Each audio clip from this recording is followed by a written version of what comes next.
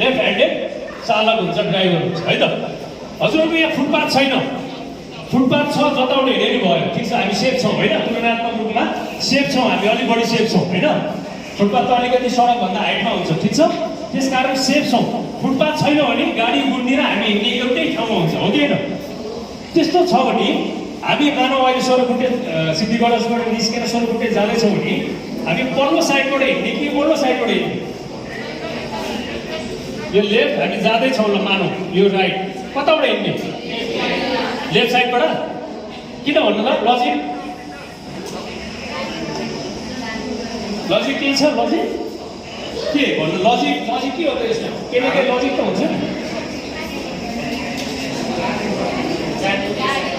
जानी त्यही चाहिँ भावना नि। यसमा मैले अघि हजुरहरूलाई भने यसमा हाम्रो सबै साधन कताबाट गुड्छ? लेफ्ट साइडबाट गुड्छ। हामी पनि लेफ्टबाट, यहाँ त खुट्टा छैन नि त, सडकमा हिँड्ने हो। सडकमा हिँडिसकेपछि हामी पनि लेफ्टबाट हिँड्यो भने पछाडिबाट आएको सबै साधन देखिन्छ? देखिँदैन। त्यस कारण हामीलाई अरूको घरमा यो सबै साधनले बचाइदियो भने हामी बाँच्छौँ। उसको घरमा हामी हिँड्नु पऱ्यो, हाम्रो पछाडि आँखा छ त? त्यस कारण फुटपाथ छैन भने हामी राइट साइडबाट हिँड्ने, किनभने अपोजिट डिरेक्सनबाट आएको सबै साधन हामीले देख्छौँ र हामी पनि सुरक्षित हुन सक्छौँ। हामी गलत हिँडिरहेको छौँ आजसम्म। किन लेफ्ट साइड भन्नुभयो हजुरहरूले भने हामीलाई सिकाउँदै लेफ्ट साइड सिकाइएको छ। कसरी सिकाइयो भन्दा त्यो अरूले सिकाएर भन्दा नि अरूको प्रयोगलाई हेरेर प्र्याक्टिकललाई त्यही हामीले फलो गर्थ्यौँ। जस्तो खैरेहरू चाहिँ लेफ्ट साइडबाट हिँड्थ्यो, उनीहरूकोमा सबै साधन पहिला भित्रियो हाम्रो हो। अनि उनीहरू लेफ्ट साइडबाट, किनभने उनीहरूको राइट साइडबाट चल्छ जाने गाडी, उनीहरू लेफ्ट साइडबाट हिँड्थे, उनीहरू सेफको लागि। हाम्रो चाहिँ लेफ्ट साइडबाट हिँड्छ, त्यस कारण अपोजिट डिरेक्सनबाट आएर हामी राइट साइडबाट हिँड्नुपर्छ, फुटपाथ नबाटोमा। ठिक छ। आजदेखि हामी कति 80, 70, 80, 90जना कतिजना छौँ, अबदेखि लेफ्ट साइडबाट हिँड्नु भएन। ओके, ठिक छ।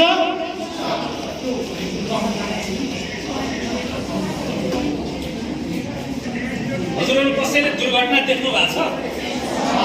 देख्नु भएको छ? र म्याक्सिमम अर्को दुर्घटना यो अझ सोह्रखुट्टे भन्ने ठाउँ, यहाँको जियोग्राफी, यहाँको सडकको इन्फ्रास्ट्रक्चर कस्तो छ भने बढी क्राउडेड, हिँड्ने बढी छ र क्रसिङ बढी छ। त्यस कारण अझ बढी सेन्सिटिभ छ यो ठाउँ, बुझ्नुभयो?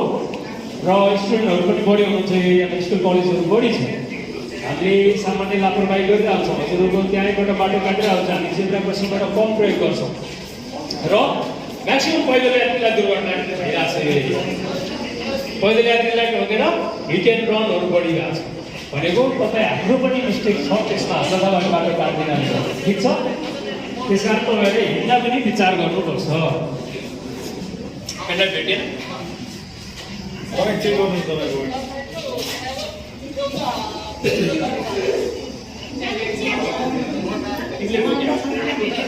निकालेर अनि यो मेन कुरा हामी हेर्दाखेरि विचार गर्नुपर्छ। हजुरहरू अहिले हिँड्दै हुनुहुन्छ। अर्को कुरा, अब हजुरहरू बिस्तारै बढ्दै जानुहुन्छ, ठुलो हुँदै जानुहुन्छ, सबै साधन आएको जस्तो लाग्छ होइन?